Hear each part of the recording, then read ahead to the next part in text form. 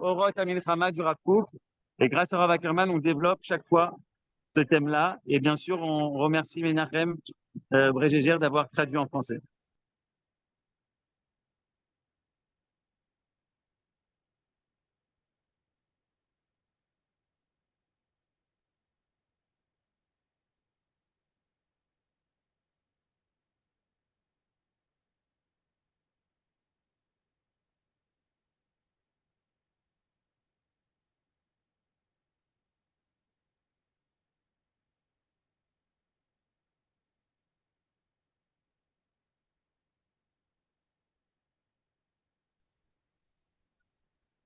On n'entend pas. On ne t'entend pas.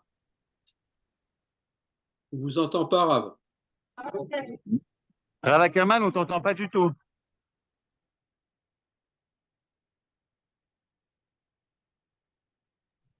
C'est bizarre parce que ton micro, il y a marqué qu'il est ouvert. Vérifie que tu es sur le bon micro.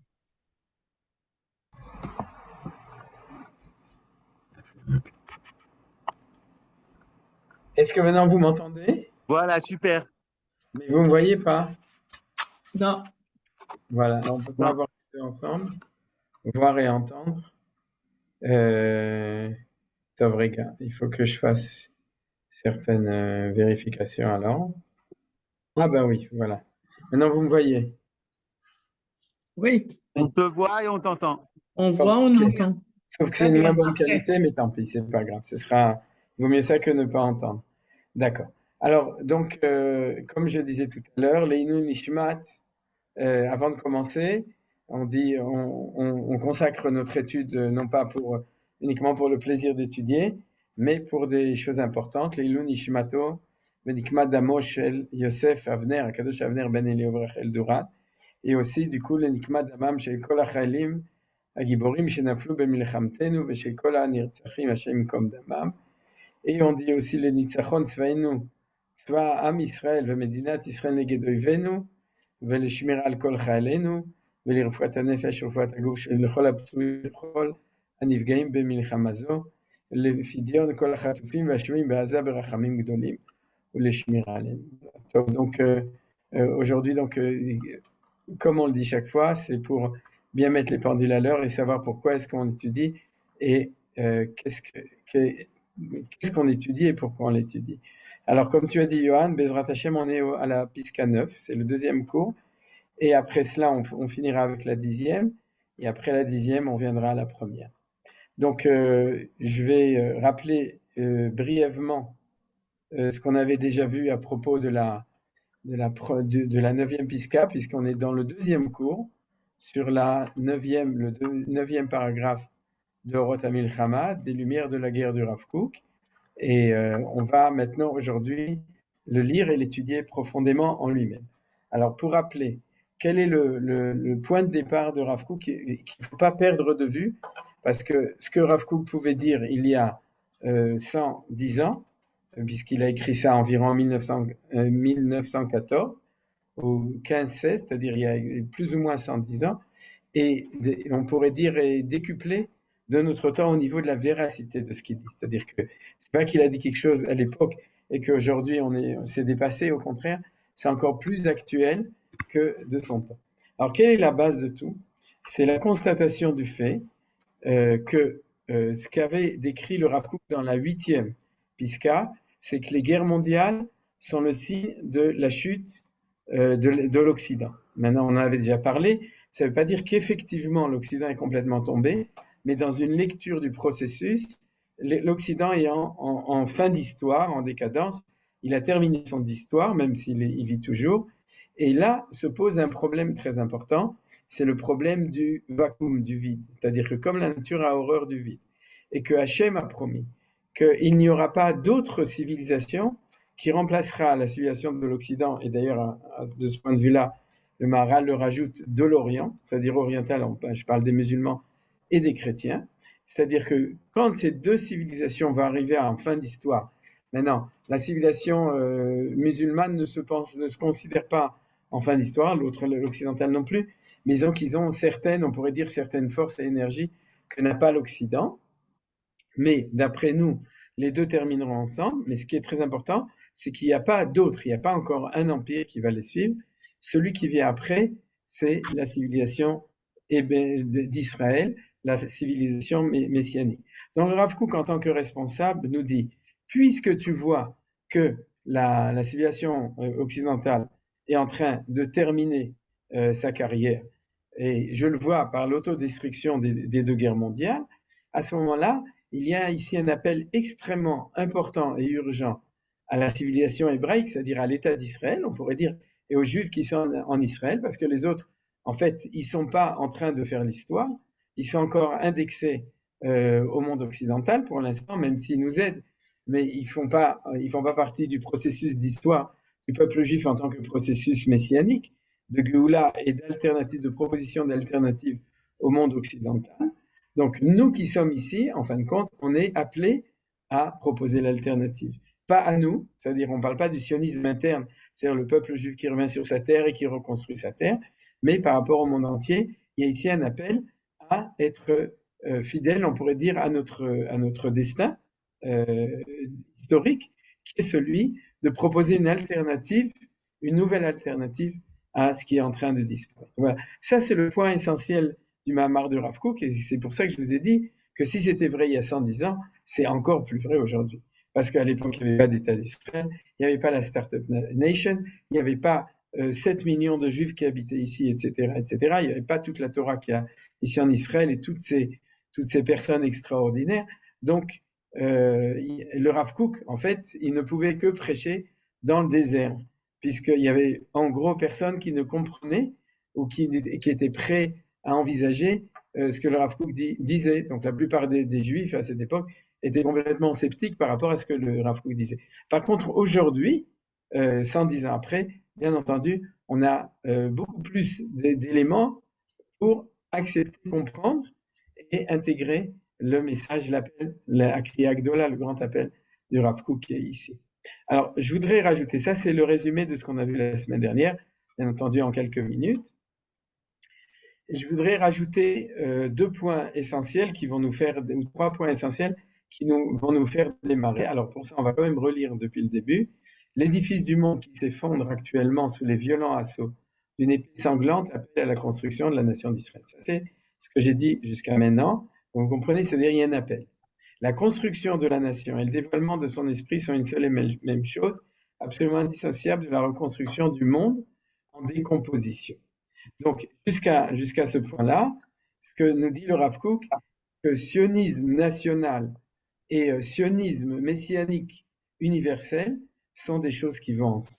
C'est-à-dire, ne t'imagine pas que tu viens ici pour te réfugier des pogroms et que tu vas pouvoir vivre tranquillement sur ta terre avec, on pourrait dire, un idéal sioniste autonome qui ne tient pas compte de ce qui se passe dans le monde. C'est impossible. Parce que les deux choses vont ensemble. C'est-à-dire que, comme je viens de le dire, ce qu'on est en train de construire, c'est l'alternative de la civilisation occidentale, on pourrait dire de la civilisation universelle de manière générale. C'est ça qu'on est en train de construire. Alors, une espèce de modestie, de se dire non, on est ici, on fait des parcs, on fait du sport, on fait des routes, on construit des routes, etc. Mais on ne s'occupe pas de proposer une alternative. Nous, les Rav Kook, c'est impossible. Que le monde est en décomposition. Et alors, maintenant, qu'est-ce qui se passe? C'est qu'il espère la venue d'une force pleine d'unité, de supériorité. Et tout cela se trouve dans l'âme de l'Assemblée d'Israël. Alors ça, cette phrase-là, c'est la phrase qu'on va étudier aujourd'hui. C'est-à-dire, c'est la phrase dans laquelle il y a 3 éléments qui vont être la base de tout le Mahamar de Rav Kook. Tout ce que le Rav Kook va nous dire jusqu'à maintenant, parce que vous comprenez bien que ce que j'ai dit, c'est des phrases générales, mais après, il faut poser des questions. Il faut se demander, OK, qu'est-ce que les goïms attendent de nous? Parce que de nouveau, le sionisme historique s'est intéressé à ce que le peuple juif attendait de nous. C'est-à-dire un foyer national, un refuge pour les juifs, un endroit pour des religieux où on peut vivre librement son identité, se promener avec une kippa sur la tête et se promener dans la rue le Shabbat, c'est-à-dire, etc. Ou bien être un peuple libre et sauver de l'antisémitisme pour le sionisme de manière générale. Tout ça, c'est des équations qui sont vraies. C'est la construction de la nation. C'est la première partie de la phrase. Mais la deuxième partie de la phrase, c'est-à-dire le projet universel, en quoi il consiste. Alors, pour savoir en quoi il consiste, il faut se demander ce que le monde entier cherche qui n'a pas. Vous comprenez? C'est-à-dire, si vous proposez un Louvre alternatif, ou bien un Harvard alternatif, ou bien une Sorbonne alternative, a priori, on se demande, est-ce qu'on a vraiment quelque chose d'alternatif qui répond aux attentes du monde, ou est-ce qu'on n'a pas? Et c'est là que le Rav Kook va nous donner les éléments essentiels. Alors, c'est quoi? C'est une force pleine d'unité, de supériorité. C'est les deux points qui sont là. Alors, c'est quoi ces deux choses-là? L'unité, c'est le premier point qui est important et qui est essentiel, qu'on est en train de voir ici. C'est que, en fait, le monde, d'après les deux guerres, ce qu'il va rechercher, c'est l'unité universelle. C'est ça qui va être en recherche. Et pourquoi? Parce que, tout d'abord, parce qu'il l'a en mémoire depuis très très longtemps, depuis avant la tour de Babel. C'est-à-dire que l'univers sait à l'intérieur de lui que l'univers est c'est-à-dire les nations sont des nations fragmentaires d'unité générale qui existe. Et donc, qu'est-ce qui s'est passé jusqu'à là? Eh bien, il s'est passé que le monde ne le cherchait pas tellement. C'est-à-dire que, tout d'abord, les moyens de communication empêchaient la possibilité sans doute de penser à ça, mais il faut aller dans l'autre sens. C'est parce que le temps est arrivé de créer l'unité dans le monde que les moyens de communication se mettent en œuvre par la volonté divine de Hachem pour que cette chose soit techniquement possible. C'est-à-dire, si vous comprenez, c'est pas parce qu'il y a des moyens de communication que les gens cherchent l'unité, c'est parce qu'il y a une recherche profonde de l'unité que le temps est arrivé dans le temps d'histoire, que la technique des moyens de communication va se mettre en œuvre pour permettre cette chose au niveau technologique et technique. Alors pourquoi le monde cherche l'unité? Parce que l'unité se trouve à l'intérieur du peuple d'Israël. Et comment on sait que l'unité se trouve à l'intérieur du peuple d'Israël? Parce que nous sommes le peuple qui représentons l'unité de Dieu dans le monde, et donc nous sommes ceux qui avons la clé de l'unification du monde. Achdut, c'est l'unification des valeurs, des nations et de tout ça. Et derrière tout cela, c'est le nom de Akadosh Baruch Hu qui se trouve là-bas. Et en fait, depuis 4000 ans, depuis la tour de Babel, le monde entier éventuellement pense à une certaine unité. C'est ce qu'on appelle les empires, c'est-à-dire des propositions d'un empire qui va imposer son idée et qui va penser que grâce à ça, il va réussir l'unité universelle. Mais sans doute que la véritable recherche n'a commencé que maintenant. C'est-à-dire, quand je parle de maintenant, je parle de centaines d'années, de peut-être 100 ou 200 ans, mais pas de manière...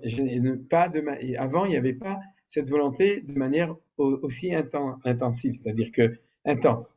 C'est-à-dire que chaque nation, sans doute, vivait de son côté, et son rêve d'unification n'était pas exprimé dans la mesure où il savait que ce n'était pas le temps de la civilisation d'Israël. C'est-à-dire, tant qu'il n'y avait pas les temps messianiques, tant que le Yemot HaMashiach n'arrive pas, le monde sait qu'à un moment ça va arriver, mais ne l'attend pas forcément de manière réelle. C'est comme quelqu'un qui sait qu'un jour il arrivera à une certaine position sociale, économique, etc., spirituelle.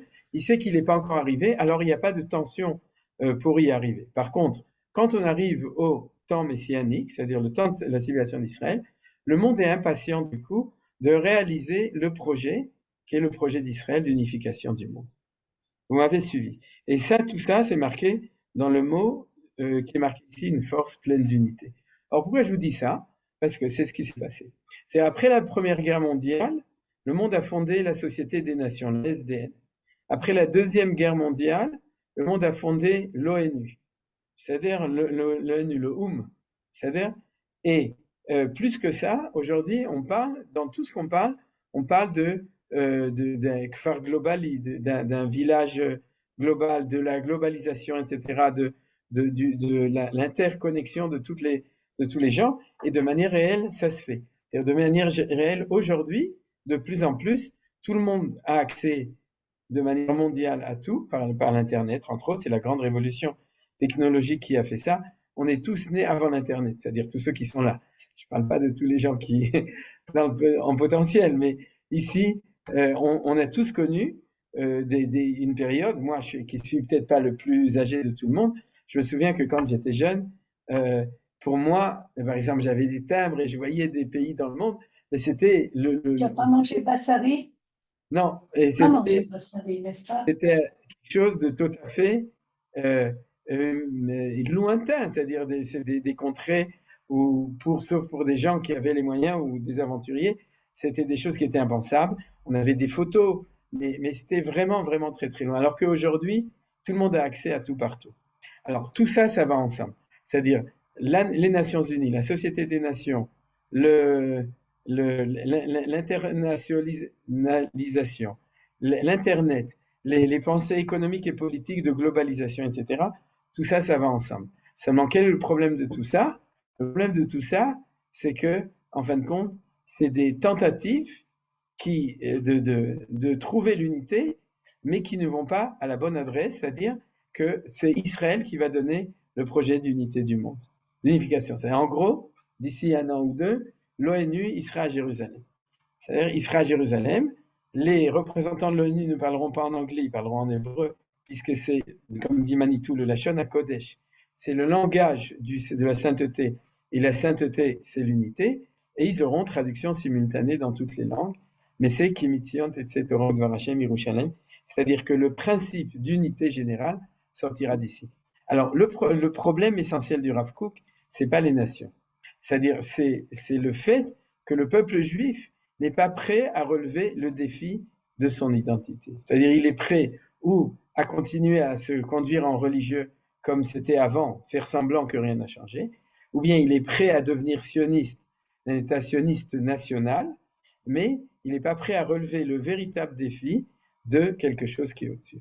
Et aujourd'hui, de notre temps, comment ça s'explique? Ça s'explique entre autres par le fait qu'on refuse d'accepter qu'on ait le Ham Segula et qu'on a un message à passer au monde qui est au-dessus du message des autres. Et donc, du coup, même si on a construit le pays d'Israël, au niveau culturel, on est indexé à la culture occidentale.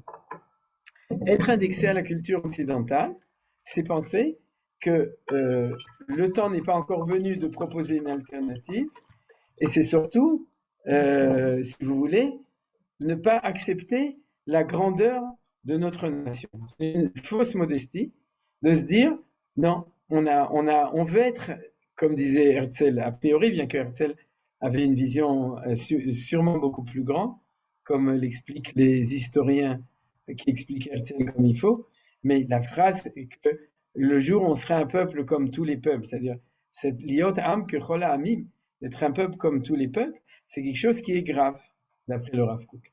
Parce que le refus religieux de passer au sionisme et le refus sioniste d'accepter notre véritable définition identitaire, ces deux choses, c'est ce qui empêche en fin de compte l'avancement de la Géoula pour passer à quelque chose d'autre. Est-ce que ce qui se passe en ce moment, c'est un moment charnière dedans? Peut-être, mais en tout cas, il faut l'espérer. C'est-à-dire qu'à chaque fois qu'il y a quelque chose de grand qui arrive dans le monde et dans le peuple juif, à ce moment-là, c'est un moment qui est une opportunité. Alors, la lecture des choses, on ne la sait pas. Mais ce qu'on est en train de se rendre compte, c'est que on n'est pas accepté dans le monde comme une nation parmi les autres nations. Jusqu'à maintenant, on savait qu'un juif n'était pas accepté dans le monde comme homme parmi les autres hommes. On avait le nez fauchu, on avait des cornes, on avait une queue, etc. Vous savez, donc on le savait. C'est-à-dire qu'on le savait, et c'est vrai qu'il y a beaucoup de juifs qui ont voulu l'oublier ou qui ont cru que par l'assimilation ou par l'émancipation, en tout cas même si c'est pas assimilation, on sera accepté. Maintenant, ça c'est le réveil justement de Herzl au moment du procès de Dreyfus. C'est au moment du procès de Dreyfus, il prend conscience qu'en tant qu'individu, le peuple juif ou l'individu juif ne sera jamais accepté par les nations. Par contre, naît cet espoir que la nation d'Israël sera acceptée comme une nation parmi les nations. Eh bien, en ce moment, si Dieu veut, on va passer à ce stade-là, c'est-à-dire que le peuple juif en Israël, les juifs de Chutz La'aretz, ils vont venir nous rejoindre, il paraît qu'ils se réveillent, c'est-à-dire c'est ce qu'on raconte, mais en tout cas, ceux qui vont venir nous rejoindre, si Dieu veut, presque tous, ou tous, mais en tout cas, je parle maintenant de notre identité intérieure en Israël, on prend conscience que notre nation est différente des autres nations. C'est-à-dire, Am, lo am kechol ha'amim, et là, Am, ce goût-là. On n'a pas le même goût que les autres nations, on a ce goût-là. Et donc, Baruch atah Adonai Eloheinu melech haolam she'akol nהיה bidvaro. Et donc, ça peut amener le peuple juif à se dire, alors, qui sommes-nous? Et si nous sommes différents, qu'est-ce qu'on a comme mission, on pourrait dire, ou comme équation d'identité par rapport aux autres nations? Et c'est ce que nous dit le Rav Kook. Le Rav Kook nous dit, et de nouveau, je vous rappelle, je l'avais dit déjà un mot la semaine dernière, que vous avez dessus des enseignements extraordinaires de Manitou, surtout sur le Lachon HaKodesh et sur la tour de Babel et l'identité de Ever, qui fait qu'on s'appelle des Hébreux.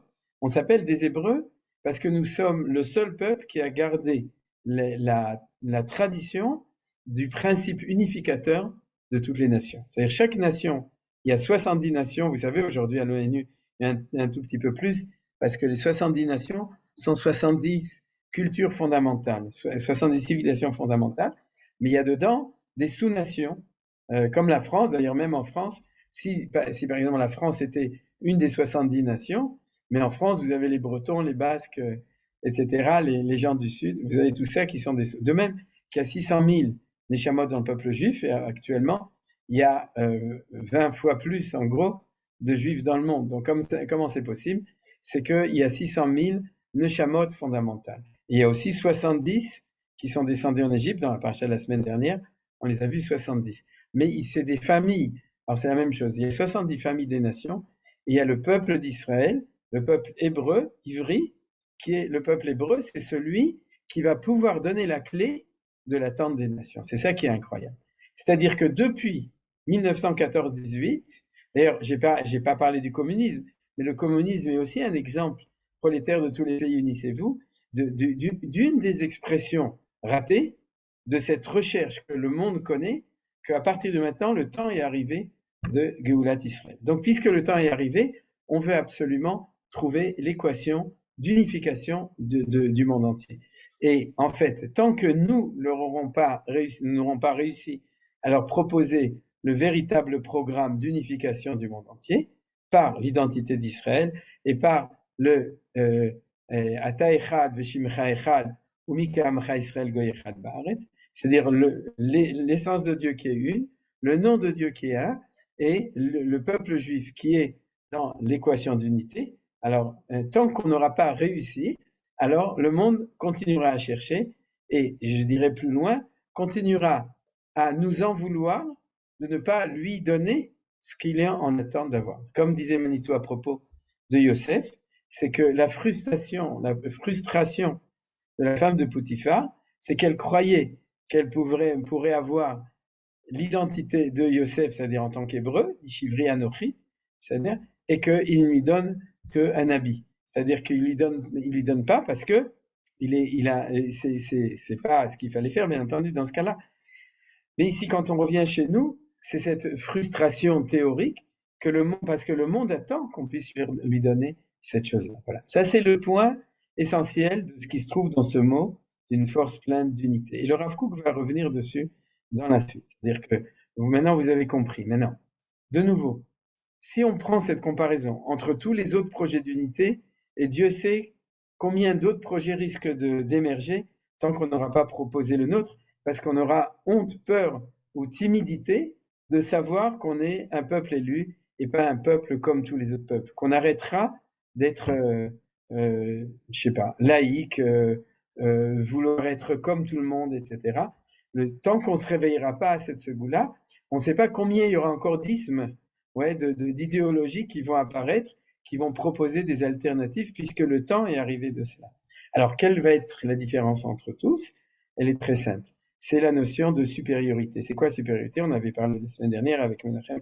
On a encore un petit peu communiqué pour réfléchir comment le traduire. Mais la supériorité, ce que le Rav Kook veut dire, c'est Elionut, c'est de proposer un projet d'unité qui tire sa source de la Elokut, de la divinité.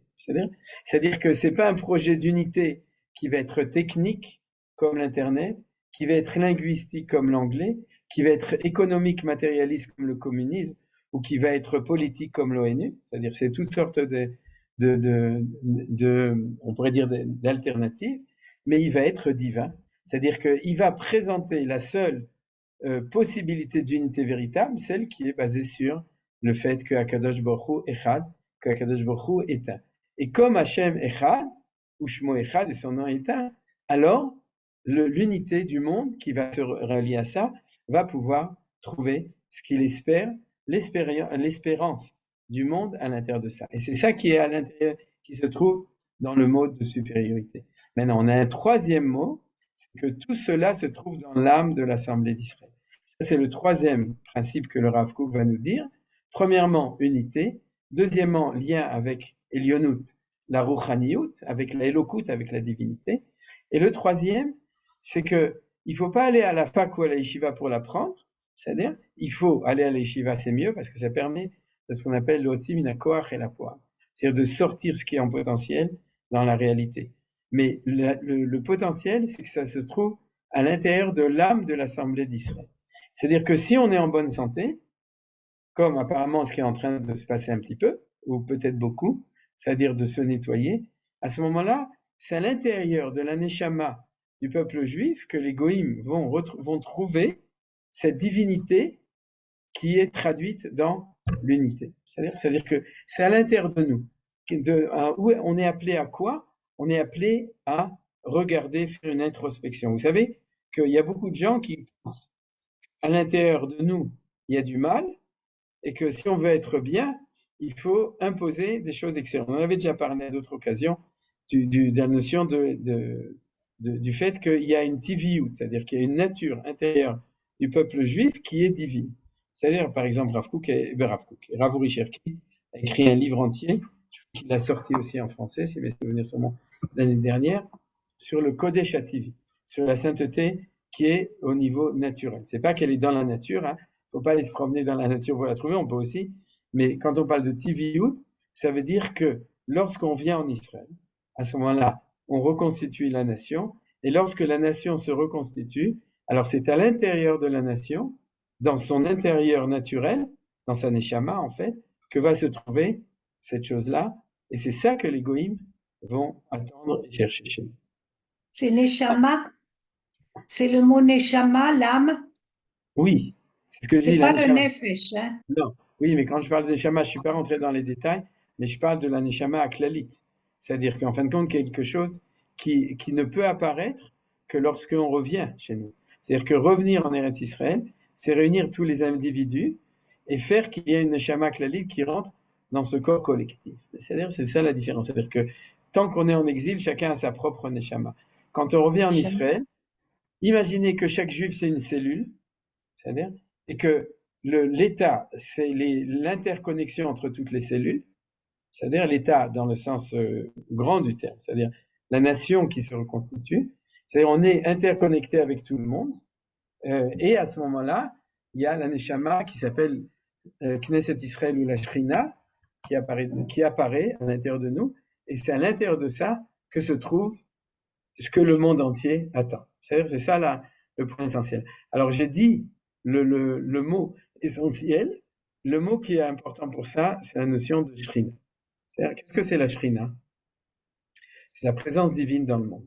Tant qu'on est en dehors d'Israël, vous savez qu'il y a Istalkut Shrina. C'est-à-dire, la Shrina disparaît, elle remonte ou elle sort en exil un peu avec nous, mais de manière générale, la présence divine de Hachem dans le monde ne se trouve pas. Quand on revient en Israël, la Shrina revient. Seulement la question, où est-ce qu'elle revient? Est-ce qu'elle se trouve au Kotel, au Beth Amikdash? Oui. C'est-à-dire, mais il y a marqué Vasuli Mikdash, Veshachanti Betocham. C'est-à-dire que même maintenant où le temple n'est pas encore construit, c'est-à-dire, il y a, depuis qu'on est revenu en Israël, depuis, d'après le Gaon de Vilna, qu'il y a au moins 600 000 juifs qui sont revenus en Israël, ça vous le savez, que le secret de ça, c'est-à-dire que lorsqu'il y a 600 000 Neshama juifs qui sont en Eretz Israël, à ce moment-là, la Shrina, ça veut dire que l'âme de l'Assemblée d'Israël, vous voyez, c'est ce qui est marqué ici, l'âme de l'Assemblée d'Israël revit, et à ce moment-là, c'est à l'intérieur d'elle que ça se trouve. Moralité, il faut une introspection, il faut regarder à l'intérieur de nous pour découvrir en nous ce qu'on a de différent de tout le monde, qu'on est un ségoula, il faut arrêter d'avoir de l'idbayesh, c'est-à-dire l'afsik l'idbayesh, de se gêner d'être différent des autres. Il n'y a pas de honte, c'est pas ça qui va amener l'antisémitisme. Quoi qu'il en soit, il y aura de l'antisémitisme. Mais par contre, c'est peut-être qui va amener le contraire de l'antisémitisme, c'est-à-dire qu'on va être accepté par les nations parce qu'on va s'accepter nous-mêmes. Vous savez qu'en psychanalyse, quelqu'un qui ne s'accepte pas ne peut pas être accepté par les autres. C'est-à-dire quelqu'un qui cherche à singer les autres ou à être autre que lui et surtout imiter les autres, ça c'est quelque chose de terrible. Et donc, cette chose-là, c'est la base de ce que nous dit le Rav Kook ici. Alors on continue. Chez elle, c'est-à-dire l'Assemblée d'Israël, l'esprit divin est entier, l'esprit du nom entier se trouve en elle, et il est impossible à l'esprit d'un homme sensible aux impulsions de son âme de rester muet en ce grand moment, de ne pas en appeler à toutes les forces cachées de la nation. Réveillez-vous et levez-vous pour remplir votre rôle. Vous avez compris ce que nous dit le Rav Kook, c'est-à-dire, il nous dit arrêtez de jouer à quelque chose d'autre, c'est-à-dire ne soyez pas des charedim qui font semblant que le temps n'est pas arrivé, ne soyez pas des chilonim qui font semblant que nous ne sommes pas une nation spéciale. Bo Narzor, redevenons-nous, et c'est de ça qu'il parle quand quelqu'un, un homme qui est sensible aux impulsions de son âme, de rester muet en ce grand moment. Il explique donc pourquoi lui ne peut pas rester muet, parce que il vit ça, il le sent, il le sait, et donc il nous appelle pour que nous vivions ça, que nous le sentions, que nous le sachions, et que nous n'ayons pas honte de pouvoir le réaliser et le dire aussi vis-à-vis de nous et vis-à-vis des nations. Et c'est pour ça qu'il parle de se réveiller et levez-vous pour remplir votre rôle. C'est-à-dire que le temps est arrivé de se réveiller. Alors, c'est vrai qu'on s'est réveillé. On s'est réveillé avec le congrès de Bâle, on s'est réveillé en 1948, on s'est réveillé en 67, mais apparemment, il faut encore se réveiller. C'est-à-dire qu'on n'a pas encore complètement fini de se réveiller, et surtout au niveau identitaire intérieur. C'est-à-dire au niveau de la construction générale, on est bien avancé, mais au niveau de la pnémiout, ce que je disais, la neshama, l'identité intérieure de nous en tant que âme ségoula, alors il faut encore se réveiller. Alors là, le Rav Kook donne ce que j'ai marqué en bleu. Je disais, l'esprit divin est entier, l'esprit du nom entier se trouve en elle. Alors c'est quoi le nom entier? En ivrite, Shem Malé, bon c'est la même chose, c'est-à-dire le nom entier. De quoi parle le Rav Kook quand il parle du Shem Malé? Alors on va regarder de quoi parle le Rav Kook là. À propos de Amalek. C'est-à-dire, lorsque Yoshua est conquis, il fait la guerre contre Amalek, à ce moment-là, Akadosh Baruch Hu dit, Vayomer, Kiyad al-Kesiya, Milchama la-Hashem ba-Amalek, Midordo. Et nos sages nous disent, et Kiyad al-Kesiya, bon, la traduction, elle n'est pas tellement, c'est pas la traduction de Chazal, c'est-à-dire que Kiyad al-Kesiya, on va voir la traduction de Chazal, c'est pas, comment c'est traduit ici? Puisque sa main s'attaque au trône, on peut dire que c'est la main de Amalek qui attaque, c'est possible aussi, mais Rachid dit autrement, on ne parle pas de la main des Salamalek, on parle de la main de Dieu. La main du Saint béni soit-il, c'est dressée pour jurer par son trône. C'est-à-dire Kiyad al-Kesiya, c'est que Dieu dit, je porte serment en levant la main, puisque pour porter serment, il faut lever la main, sur mon trône, sur le trône de Dieu. C'est-à-dire c'est Hachem qui dit, je porte serment sur le trône de Dieu, qu'il y aura une guerre de Dieu, Hachem, avec Amalek, mis d'ordre de génération en génération. Et qu'est-ce que dit Rachid? C'est un Rachid très connu. C'est dressé pour jurer et par son trône qu'il y aura toujours une guerre réelle contre Amalek. Et pourquoi le mot trône est-il écrit Kes? C'est compris pourquoi normalement un trône ça s'appelle qui c'est, c'est-à-dire, et ici il y a marqué Kes. C'est pour ça qu'en français, comme ça veut dire la même chose, on dit qu'est-ce qui c'est. Mais en fin de compte, c'est pas exactement la même chose puisqu'il manque le Aleph. Alors pourquoi il y a marqué Kes et non qui c'est en entier? Alors les Hébraïsants savent qu'en hébreu moderne, il y a beaucoup de gens qui utilisent le mot Kes, mais c'est pas vrai. C'est-à-dire que c'est une restriction du mot qui c'est qui demande à être expliqué. Pourquoi le nom de Hachem est-il amputé de la moitié des lettres qui le composent? Regardez, parce qu'il y a marqué Yud Ei, et normalement il y a 4 lettres, Yud, Hey, et ensuite encore un Vav et encore un Hey. Or, Dieu fait serment qu'il y aura une guerre contre l'Amalek de génération en génération, et quand il prête son serment, il le prête au nom du trône et au nom du nom, et dans les deux cas, il utilise un trône tronqué, et un nom aussi qui est réduit. Et c'est ça que dit le Midrash. Et de même, pourquoi le nom de Hachem, Yud-Kei, est-il amputé de la moitié des lettres qui le composent? Et là, on va voir la réponse du Midrash. Le Saint béni soit-il a juré. Donc c'est ça le Yad. Le Yad, c'est que Dieu a juré. C'est-à-dire qu'il y a d'Al-Kassia. Vous avez compris pourquoi la traduction de Pshad qui dit c'est la main de Amalek qui met, c'est pas la lecture de Chazal. Le Saint béni soit-il a juré que son nom ne sera complet et son trône complet que lorsque le nom d'Amalek aurait été entièrement effacé, Midrash Tanchuma. C'est-à-dire que il y a marqué comme ça, Dieu a dit, je prête serment que mon trône n'est pas entier actuellement et que mon nom n'est pas entier actuellement, et la raison pour laquelle ils sont pas entiers, c'est à cause de Amalek. C'est lui qui fait que le nom n'est pas entier, et donc j'ai une guerre contre Amalek de génération en génération pour que le nom devienne entier, comme c'est marqué ici. Vous voyez, ici le nom est entier. Donc c'est comme ça qu'on peut lire la lecture du verset de cette manière. Ici, c'est pas, et midor dor, c'est-à-dire de génération en génération, jusqu'à ce que le nom soit complet. Alors ça veut dire quoi ça? Eh bien tout simplement, la différence entre les deux premières lettres et les deux dernières lettres, c'est que les deux premières lettres, c'est l'essence de Dieu dans le ciel, et les deux dernières lettres, c'est la présence de Dieu ici en bas, et tant que Dieu n'est pas en bas, c'est-à-dire qu'on est en exil, à ce moment-là, nos ennemis font tout ce qu'ils peuvent pour que le Vav et le Hey n'apparaissent pas dans le monde. D'accord? C'est-à-dire ils font tout pour que l'effacer en présentant des alternatives ou en l'effaçant de manière plus pure et simple ou en tuant le peuple juif, etc. Vous avez compris? C'est-à-dire le Yud Hey d'en haut, c'est la permanence de Dieu de manière dans le ciel, quelle que soit la situation dans le monde. Et tant qu'on est en exil et que il n'y a pas de Shrina, ce qui va manquer, c'est le Vav et le Hey qui ne sont pas révélés puisque la Shrina n'existe pas dans le monde. Et c'est ça la guerre. Et le Kissé, vous savez que le Kissé, c'est le Kissé du roi. C'est-à-dire c'est le Kissé Amelech. Donc c'est la même chose. Tant que Dieu ne peut pas être installé ici dans le monde, à ce moment-là, les choses, ils sont pas comme ça. Alors, Amalek, c'est avec lui qu'on est en train de faire la guerre en ce moment. C'est-à-dire, derrière le Hamas, il y a une force qui s'appelle Amalek. Et dans toutes les générations, il y a une guerre contre Amalek, Midor Dor. Alors, on sait qu'il y a un aspect de ce combat entre les forces, et je vous rappelle que Amalek, d'un autre côté, au niveau mishparti, familial, c'est le petit-fils de Esav. C'est-à-dire que chaque fois qu'on parle d'une guerre contre Amalek, on parle aussi d'une guerre contre Esav.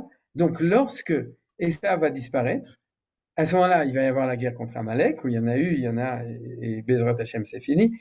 On va terminer avec Amalek maintenant, si Dieu veut. Mais en tout cas, la guerre contre Esav et Amalek, c'est la guerre pour que le Kes devienne un Kissé, et que le nom de Yud Hey devienne Yud Kevav Kei, c'est-à-dire que la présence de Dieu retourne dans le monde. Or, quand est-ce que c'est arrivé? Depuis qu'on est revenu en Israël. C'est-à-dire que la Shrina, c'est le Vav et le Hey qui reviennent petit à petit, qui descendent petit à petit dans le monde, et c'est là-dessus qu'il y a le combat pour permettre ou pour empêcher cette chose-là que le nom de Dieu. Alors vous avez compris, c'est de ça que parle le Rav Kook quand il dit que ça se trouve à l'intérieur de nous. Parce que lorsqu'on revient dans notre pays, on ramène la Shrina. La Shrina, c'est notre identité profonde, notre neshama intérieur, qui se trouve à l'intérieur de nous. Et cette identité, c'est l'identité qui révèle l'unité dans le monde, donc qui est la clé de la réussite de la nouvelle civilisation, qui est celle messianique.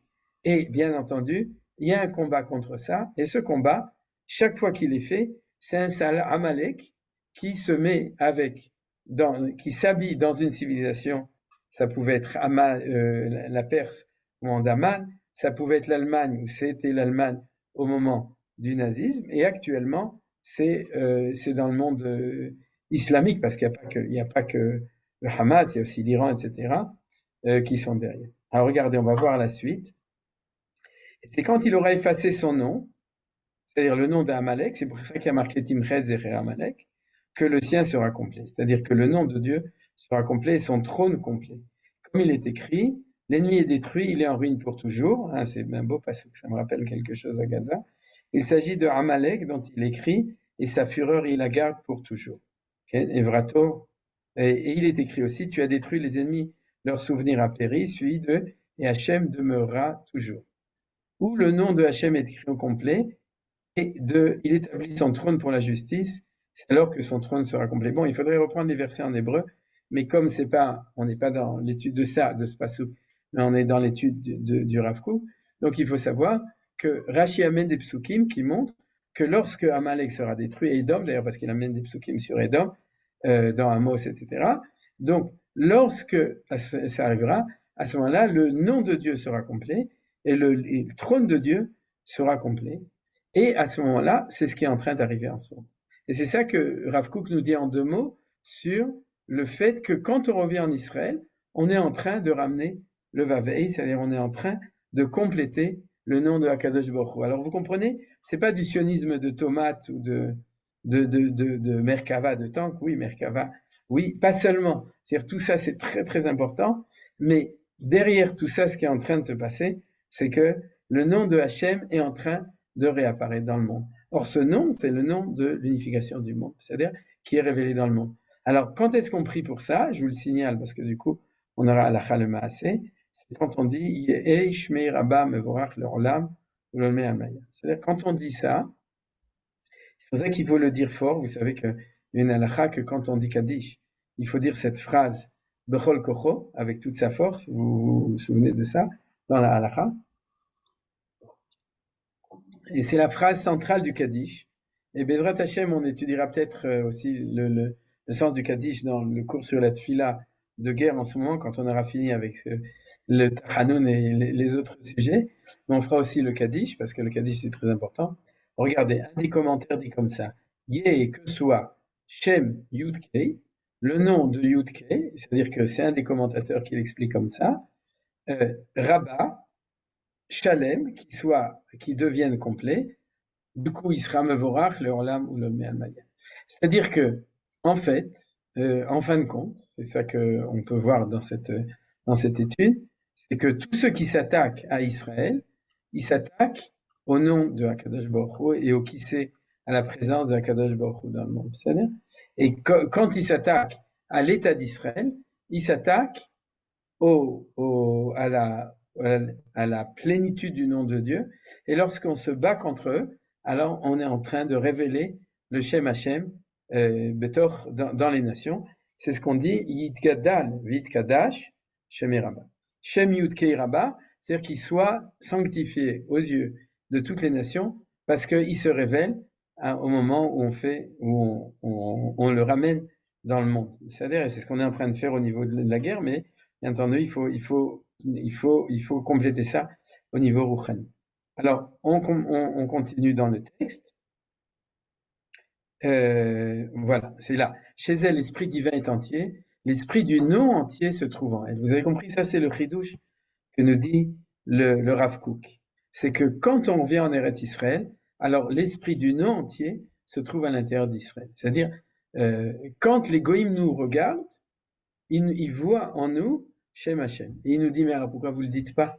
C'est-à-dire, pourquoi est-ce que quand vous venez nous voir pour nous expliquer ce que c'est que l'État d'Israël, vous ne dites pas que Veraou ki Shem Hashem nikra alecha. C'est-à-dire qu'ils verront que le nom de Hashem nikra alecha se trouve sur toi. C'est-à-dire, et c'est ça ce que dit le Rav Kook ici. Donc, il faut se réveiller. Et c'est ça ce que ça veut dire se réveiller. Et il est impossible de ne pas en appeler à toutes les forces cachées de la nation. Il y a plein de forces en nous, puisque à l'intérieur de nous, il y a le Shem Hashem, c'est-à-dire, on a à l'intérieur de nous cette chose-là, donc on a des forces extraordinaires, on les voit qu'on a des forces, donc il faut le faire.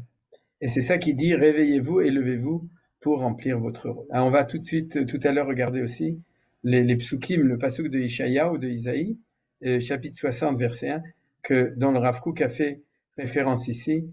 Je l'ai mis qu'en français parce que je l'ai mis plus tard en dessous en ivrite avec la suite. Donc on le regarde. On continue. La voix de Dieu appelle avec force et nous la distinguons depuis l'intérieur de notre âme et les mouvements de la vie. Vous avez compris. C'est-à-dire que Rav Kook continue dans la même idée. C'est que la voix de Akadosh Baruch Hu, elle appelle avec force. Tout ce qui se passe, c'est comme si, c'est pas comme si, ça veut dire que Akadosh Baruch Hu tsoek. Il crie, il est en train de crier, que le via Nora, comme une lionne terrible qui crie dans les souffrances de l'enfantement, c'est-à-dire Akadosh Baruch Hu, il est en train de crier. Et donc dit le Rav Kook, écoute, takshiv, Shema Israël, d'accord? Écoute Israël, le fait que Akadosh Baruch Hu appelle. Alors, bien entendu, le retour des Juifs, tout ce qui est dans la matérialité, le retour au niveau sioniste, ça fait partie du fait que Am Israël a entendu la voix, en tout cas ceux qui l'ont entendu. Et ce qu'il rajoute, c'est de nouveau qu'on revient à la même chose. C'est que pour comprendre ce qui se passe, ça se trouve à l'intérieur de nous, donc il faut essayer de comprendre ce qui se passe à l'intérieur de nous. Et les mouvements de la vie, c'est ce qui se passe au niveau extérieur, c'est-à-dire la construction. On continue. Israël est forcé de dévoiler sa source de vie et de prendre fermement appui sur les bases de son caractère spirituel. Vous comprenez? Traduction très simple. Il faut de plus en plus essayer de trouver toutes les manières d'expliquer aux Israéliens qui ils sont. C'est-à-dire qu'ils sont Beofen Amiti de manière véritable au niveau profond. C'est-à-dire, tout ça, c'est ce qu'il dit ici. Il faut dévoiler la source de tout ça et prendre fermement appui sur les bases de son caractère spirituel. Alors pour ça, il faut savoir l'enseigner, il faut savoir l'expliquer, parce que sinon, on a comme le monde qui cherche des alternatives à l'unification de l'universel, Israël cherche d'autres explications, comme disait Manitou, pour rigoler. C'est-à-dire, si tu demandes à n'importe quel juif pourquoi tu as fait ton alia, il y en a un qui dirait parce qu'il dit pour pouvoir être libre de faire n'importe quoi, l'autre dirait pour pouvoir servir dans ça, le troisième parce qu'il y a des restaurants cachers, le quatrième il dirait parce qu'ici il y a du soleil et il y a de la mer, etc. Et il dit mais tout ça c'est de la chitzoniout, c'est des blagues. La vérité c'est que les gens sont venus parce que leur neshama leur a dit qu'ils faisaient partie du peuple juif et que c'était ici que se passait leur avenir. C'était ça. Seulement les gens, comme ils sont, quand on n'est pas capable de dire la vérité introspective de ce qui nous arrive, alors on cherche toujours des explications extérieures à ce qu'on fait, à ce qu'on sent, à ce qu'on agit, etc. Donc, Rav Kook dit, non, il faut dévoiler la pnémiout, l'intérieur. Et il dit, quelle est la nation assez grande pour que Dieu lui soit proche? Alors, pourquoi est-ce qu'il a choisi ce verset? Vous savez que Rav Kook, chaque fois, quand il donne une idée, il amène un passouk, on a déjà vu un tout à l'heure. Alors, on va le prendre en ivrite. Mi goy gadol, asherlo elokim keruvim elav, kashem elokenu bechol korenu. C'est-à-dire, alors, en fait, le bechol korenu elav, le Rav Kook, il l'a pas marqué, c'est-à-dire, il s'est arrêté ici dans la citation, et il s'est arrêté à cet endroit-là. Quelle est la nation qui est tellement grande pour que Dieu soit proche de lui comme Hashem Elokeinu? Alors ça, c'est un verset perdu parmi tous les psukim de Dvarim. Pour ceux qui lisent le début du livre de Dvarim, il verra dans Parashat Vaïtranan, si mes souvenirs sont bons, d'ailleurs on peut vérifier, puisque c'est 8 ou c'est, Deutéronome 4, c'est dans Ekev, Kaniré ou dans Vaïtranan. Mais en tout cas, qu'est-ce qu'il y a d'important dedans? C'est que Dieu, il est la grandeur de cette chose-là, c'est que Kadosh Baruch Hu Karov. Alors, et Karov, ça peut vouloir dire qu'il est proche, mais aussi Bekir Becha, c'est-à-dire à l'intérieur de soi. C'est-à-dire la notion de Kirva, ça peut dire ou qu'il est à côté ou qu'il est à l'intérieur de nous. C'est-à-dire les kravaï, c'est les viscères même. C'est-à-dire c'est quelque chose qui est profondément viscéral à l'intérieur du peuple juif. Bekir Becha, Kadosh, c'est-à-dire qu'il est à l'intérieur de toi. Et c'est ça que Rav Kook voulait dire dans cette chose-là, c'est-à-dire que cette notion de proximité, la Niudati, de nouveau, Menachem, si tu veux en tenir compte pour la correction, alors il faudra un petit peu vérifier aussi avec d'autres rabbanim, mais puisqu'il parle tout le temps de ça, que ça se trouve à l'intérieur de lui, donc c'est sans doute pour ça qu'il a amené ce verset. Et d'ailleurs, il dit après, pour expliquer ça, une nation qui connaît le caractère de son Dieu, c'est-à-dire Uma Ayodat Ofia Shel Elohea, c'est-à-dire qu'il connaît à l'intérieur de elle le caractère de son Dieu, c'est-à-dire qu'il y a à l'intérieur d'elle cette connaissance. Vous voyez que ce thème revient tout le temps dans l'enseignement du Rav Kook. Ne va pas chercher à l'extérieur. surtout pas à l'extérieur chez les nations, que Chol HaGoïm, comme toutes les nations. Mais ne va pas non plus chercher dans une Torah extérieure. Va chercher une Torah qui va t'expliquer ce que tu peux voir à l'intérieur de toi, et du coup va chercher à l'intérieur de toi, va développer ce qu'il y a vraiment profondément à l'intérieur de toi, c'est-à-dire une nation, et on parle de la nation, qui connaît le caractère de son Dieu, Uma Yodat, c'est-à-dire dans le langage en hébreu, Ophia chez Elokea, c'est-à-dire le caractère, l'essence même de son Dieu. Alors on continue. La civilisation mondiale vacille, l'esprit de l'homme se relâche, les ténèbres couvrent tous les peuples, l'obscurité recouvrira la terre et le brouillard les nations. C'est-à-dire, alors là, on revient dans cette dialectique. Le Rav Kook nous dit, n'oubliez pas que le monde est en train de vaciller, d'accord? Il y a des ténèbres et pour pouvoir réussir, il faut proposer l'alternative. C'est-à-dire, c'est nous devons, le Ham Israël doit construire cette alternative, et c'est ça qu'il dit. Alors, ce qui est intéressant, c'est que le Rav Kook a cité ici encore un verset, vous voyez, il est très versé, et ce verset sont dans le même chapitre, le chapitre 60 de Yeshayahu. Alors, on va le regarder, du coup, maintenant, et on va voir ce que dit le Rav Kook. Il nous dit comme ça, c'est chapitre 60, Kumi Ori Kiva Orer, Uchvod Hashem Alaïr Nigla. C'est-à-dire, Kumi Ori, c'est-à-dire, ça veut dire lève-toi et réveille-toi. C'est vrai qu'il n'y a pas marqué Ori comme dans le Chadodi, mais le Rav Kook il fait quand même allusion à ça pour dire que le temps est arrivé de se lever et de se réveiller. Et qu'est-ce qui a marqué dans le verset suivant? Ki ine achosher yichase haaretz, v'arafel leumim, v'alayich yizrach Adonai, u'chevodo alayich yireh. Donc c'est bien entendu parmi tous les versets des prophéties messianiques, etc., il y en a beaucoup. Mais le Rav Kook a cité ces deux versets en gros, il a fait allusion au premier dans la première citation, il a cité de manière extenso ki ine achosher yichase haaretz dans sa deuxième citation. Ce qu'on voit ici, c'est ici que le Rav Kook a compris que lorsque le Chosher Yichasser, lorsque l'obscurité va recouvrir, les ténèbres vont couvrir la terre et une sombre brume les nations, à ce moment-là, en parallèle, sur toi va rayonner Hachem et sa gloire va apparaître sur toi. Et donc, lève-toi parce que ta lumière est arrivée et le Kvod Hachem, la gloire de l'Éternel, rayonne sur toi. Vous avez compris? C'est-à-dire que cette lecture de la prophétie, de ce point de vue-là, est très claire. Les deux choses vont ensemble. Et c'est pour ça que Rav Kook a cité ces versets-là. Le premier, pour pouvoir parler, en tout cas par allusion, de notre obligation à se réveiller. Et le deuxième, pour décrire ce qui était en train de se passer de son temps pendant la Première Guerre mondiale. Et par récurrence, on le sait, aussi de notre temps, c'est-à-dire de notre temps maintenant. Et puis du temps de la Deuxième Guerre mondiale, etc., de tout ça. Et alors, qu'est-ce qui va se passer après?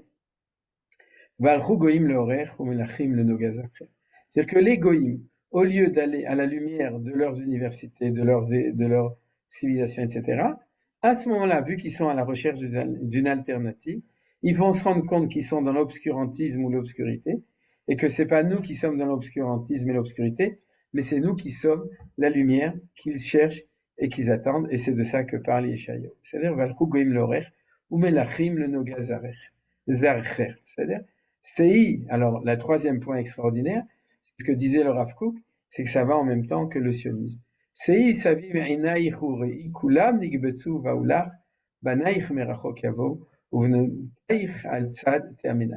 quand est-ce que ce moment-là va arriver? Ce moment où Akadosh Baruch Hu, il ramène tous les Juifs en Israël. Donc, Akadosh Baruch Hu, il a ramené les Juifs. Il a déjà ramené 7 millions de Juifs en Eretz Israël.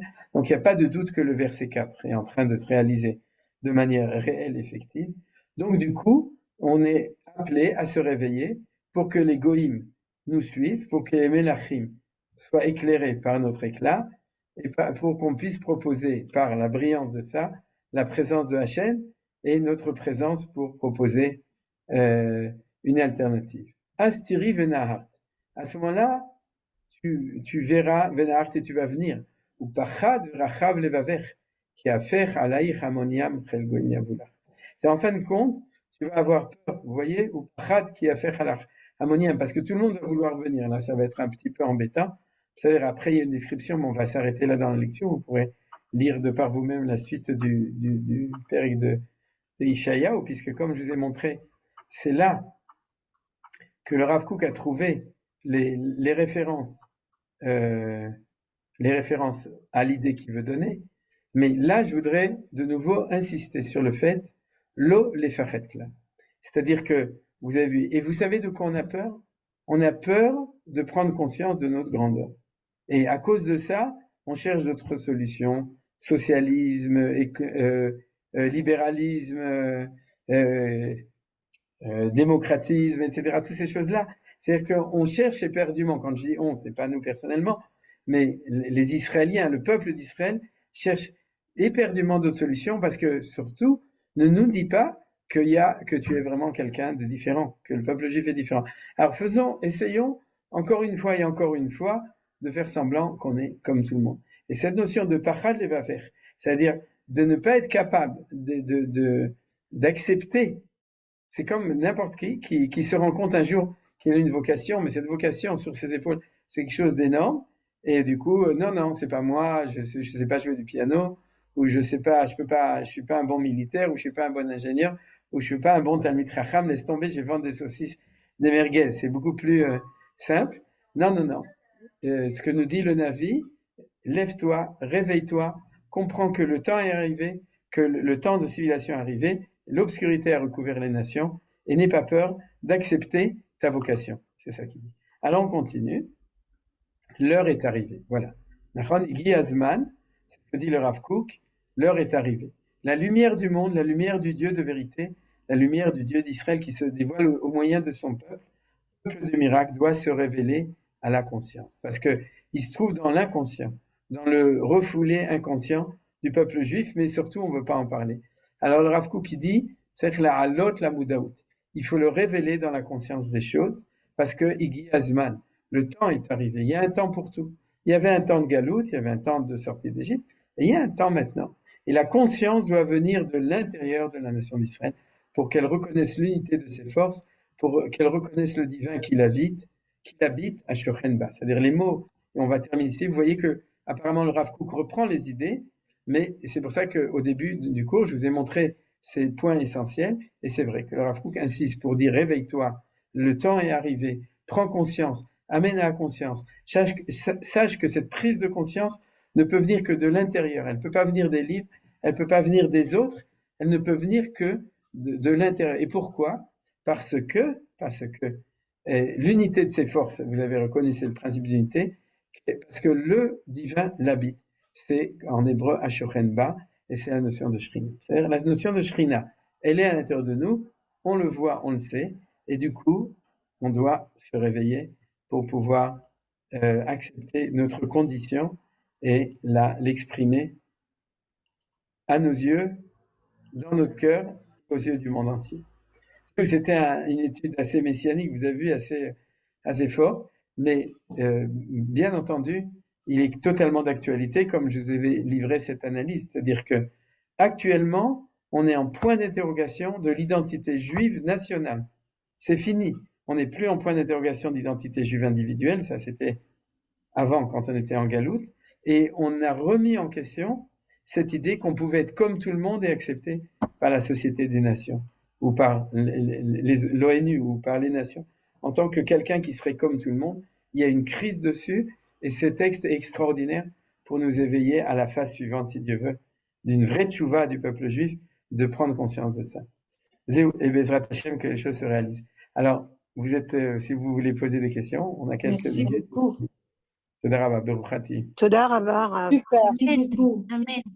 Superbe. Menachem, j'aimerais te dire, il y a une chose que je n'arrive pas à comprendre. Qu'est-ce que ça veut dire? Le nom d'Akadosh Baruch Hu n'est pas Shalem. C'est quelque chose qui dépasse la compréhension. C'est-à-dire que, qu'est-ce que ça veut dire qu'Akadosh Baruch Hu, où il est Shalem, rak chez Amalek, il s'arrête. Alors, Amalek, on ne va pas s'occuper d'Amalek, on va s'occuper du nom. Parce que Shalem, tu comprends qu'on avance dedans. Tout simplement, tu as vécu en galoute avant de venir ici? Eh oui. Ouais. Vu d'ici, ton judaïsme de galoute, il était Shalem? Non. Non, mais quel rapport avec au niveau Ah, c'est ça. personnel et au niveau Ton national? judaïsme, c'était un judaïsme de spiritualité dans une synagogue qui ressemblait à une église. C'était du judaïsme de Yudkei, c'était pas du judaïsme de Vavei. Il n'était pas descendu dans les sandales. Tu comprends? Non. Non. C'était un judaïsme de spiritualité euh, menoutak, comme on dit en bon français menoutak. Décontracté. Décontracté, Ah ouais, déconnecté d'une véritable réalité ici. C'est-à-dire, c'est vrai, on était fini, on faisait Shabbat et tout. Mais vu d'ici, on le comprend. Vu de là-bas, ils peuvent pas comprendre ça. Mais vu d'ici, on comprend qu'en fin de compte, fondamentalement, c'est un judaïsme spirituel. C'est-à-dire, c'est ça ce qu'on appelle le judaïsme de Yudkei. C'est-à-dire, c'est un judaïsme où tu es relié avec la présence d'une divinité, etc. Mais les choses, ils descendent pas sur le terrain. Et revenir en Israël, c'est faire que les choses ils descendent sur le terrain, et c'est ça que le nom de Vav-Ei, il se réalise. Alors, donc c'est une expérience personnelle. C'est pas Non, une expérience nationale. non, je t'ai traduit ça dans ton expérience personnelle, pour que tu le comprennes. Mais c'est une expérience nationale évidente parce que tous les juifs en Israël, même pas religieux, ils le sentent. Le problème des sionistes pas religieux, c'est qu'ils ont le Vav et le Hey, et ils ont plus le Yud et le Hey. Donc, tu comprends? C'est-à-dire, ils ont la réalité, mais ils ont enlevé. Mais c'est une expérience collective, et c'est ce que dit le Rav Kook. Il faut pas, si tu l'expliques pas comme il faut, tu vas l'expliquer avec le socialisme de Ben Gurion, avec le libéralisme de Bibi, etc. C'est-à-dire, mais tu ne vas pas toucher au point essentiel qu'on est en train de faire la jonction entre le Yudei et le Vavei. D'ailleurs, dans le Shem Yichud, souvent on dit le Shem Yichud, Ken, Yudkei Bevavei. C'est-à-dire, je sais pas si tu le vois dans certains sidurim où c'est marqué de cette manière-là. C'est-à-dire, c'est ça que depuis 2000 ans, ou 2500 ans, le monde a effacé, le Hachem lui-même a enlevé, et c'est pour ça qu'on était en exil, et c'est pour ça que les nations étaient comme ça, et que le temps est arrivé de savoir que l'histoire est en train de basculer dans quelque chose de nouveau, c'est-à-dire de quelque chose de grandiose, de nouveau et de différent. Donc c'est ça. Alors c'est ça ce qu'on appelle que le nom n'était pas entier. J'irai autrement, pour peut-être pas au niveau individuel. Ce qui remplaçait le Vavei, c'était le christianisme et l'islam. C'est-à-dire que Dieu, en Yudei, c'est le Dieu commun de tous, le œcuménique, d'accord? C'est-à-dire de tout le monde. Notre Père qui est aux cieux, restés-y, c'est-à-dire. Mais quand il descendait, qui est-ce qui a de manière en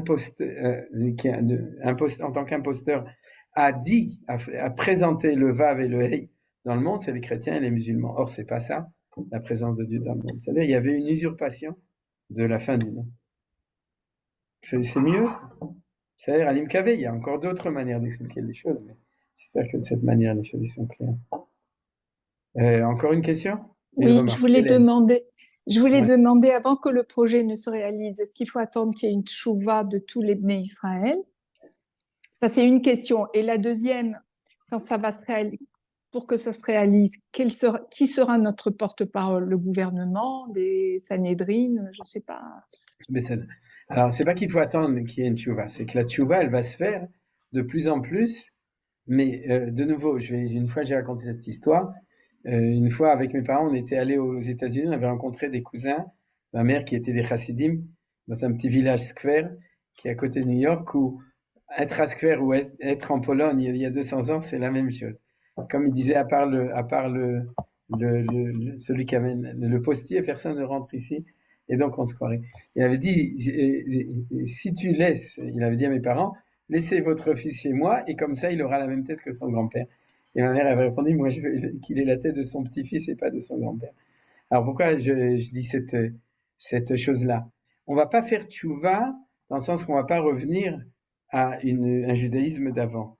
On est en train d'inventer le véritable judaïsme, le véritable tchouva, de retrouver notre identité. C'est ça la vraie tchouva. Donc, c'est pas une condition qu'il faut faire tchouva pour que ça arrive. C'est que quand ça arrive, c'est qu'on est en train de faire tchouva. Plus on fait tchouva, plus ça arrive, plus on fait tchouva. C'est-à-dire, mais c'est quelque chose de nouveau. C'est quelque chose de nouveau, c'est une autre manière, on ne sait pas exactement. Nos enfants, ils le savent un petit peu plus que nous, nos petits-enfants. C'est-à-dire, c'est ceux qui sont dans la génération des jeunes. Alors, il y en a qui cherchent à droite, il y en a qui cherchent à gauche, mais en Israël, à l'intérieur, c'est en train de se faire. Le nom de Dieu, il est en train de s'installer dans l'identité de notre peuple. C'est ça la véritable tchouva. Et au niveau de qui va le faire?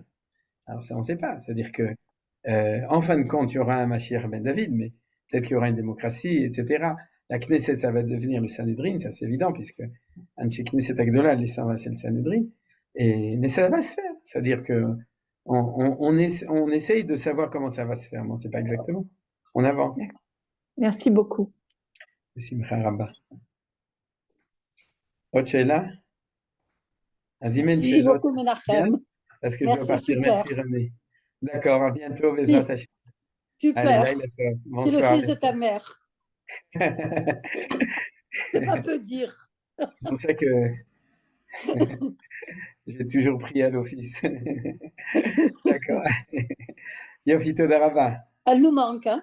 Ouais, Toda Rabba. j'essaie. Allez, bonsoir. Laila Tov.